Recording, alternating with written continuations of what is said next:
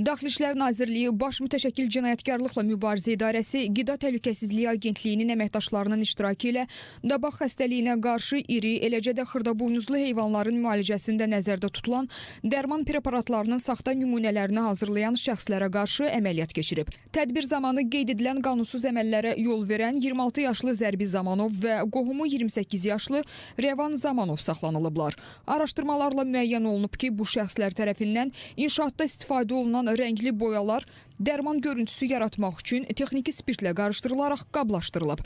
Sonra hazırlanan məhlul dabaq əleyhinə dərman vasitəsi kimi satışa çıxarılıb.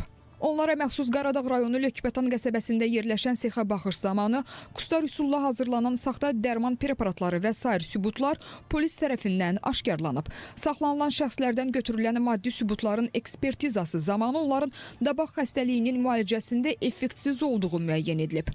Faktla bağlı araşdırmalar davam etdirilir. Daxili İşlər Nazirliyi fermerlərə onlara məxsus heyvanların müalicəsi və tibbi profilaktikası zamanı yalnız rəsmi sertifikatı olan dərman vasitələrindən istifadə etməyi tövsiyə edir.